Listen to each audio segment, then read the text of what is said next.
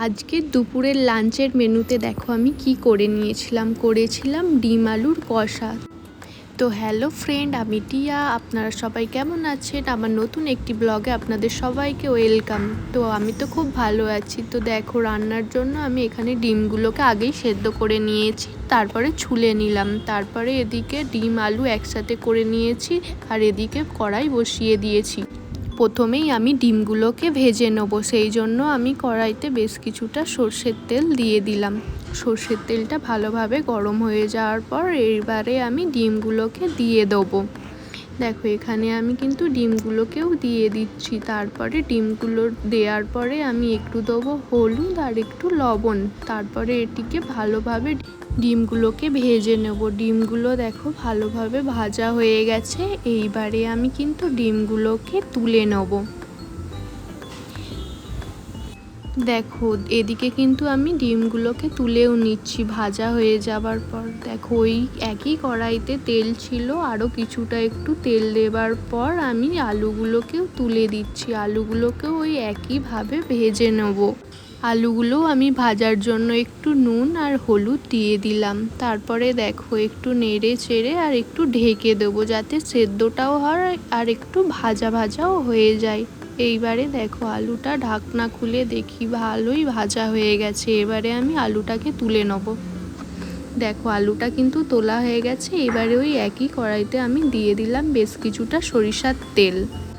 তেল দেবার পরে এখানে আমি দিয়ে দিয়েছি একটু জিরে ফোড়নে দিয়ে আমার যে কোনো সবজিতে দিলেই আমার ভালো লাগে। সেই জন্য আমি সব রান্নাতেই একটু করে ফোড়নে জিরে ব্যবহার করি। তারপরে এদিকে আমি পেঁয়াজটাকেও ভালোভাবে ভেজে নিয়েছি। এরপরে আমি আদা রসুনের পেস্টটা দিয়ে দিলাম। আজকে আমার আদা রসুন পেস্ট করা ছিল না, সেই জন্য আদা রসুন ছাড়াতে আর পেস্ট করতে করতে এদিকে পেঁয়াজটা একটু বেশিই ভাজা হয়ে গেছে।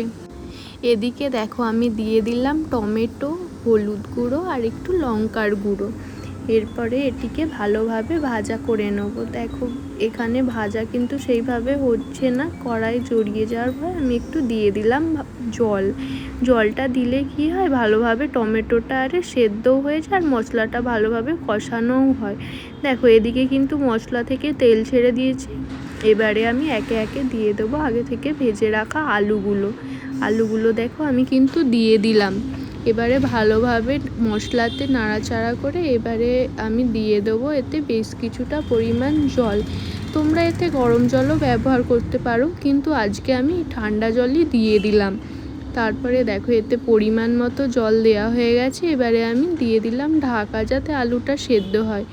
দেখো, কিছুক্ষণ পরে এসে আবার দেখলাম ঢাকাটা খুলে আলুটা কতটা সেদ্ধ হয়েছে দেখে নিই একবার। দেখো, এখানে আলুটা কিন্তু মোটামুটি সেদ্ধ হয়েছে, কিন্তু একটু এখনও সেদ্ধ হতে বাকি। সেই জন্য আমি ডিমগুলোকেও এতে দিয়ে দিই। ডিমগুলো দিয়ে তারপরে একেবারে আবার ঢাকা দেবো, কারণ আলুটাও এখনও একটু বাকি, তো সেই জন্য একবারে ডিমটাও দিয়ে দিলাম। একেবারে ঢাকা দেবো, তারপরে হয়ে যাবে। সেই জন্য আর তো ফোটাবো না, ওই জন্য এখনই আমি ধনেপাতাটা দিয়ে দিচ্ছি। ধনেপাতাটা দিয়ে তারপরেই আমি ঢাকাটা দিলাম। এদিকে দেখো, ধনেপাতা দিয়ে ঢাকা দিয়েছিলাম আর এদিকে দেখো কত সুন্দর তরকারিটার রং চলে এসেছে আর গ্রেভিটাও অনেকটা শুকিয়ে এসেছে। এইবারে আমি তরকারিটা নামিয়ে নেবো।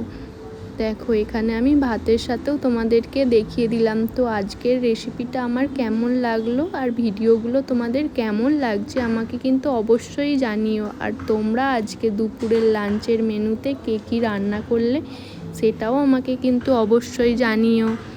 তো আজকের মতো এখানেই, সবাই ভালো থাকবে আর চলো এখানেই বাই।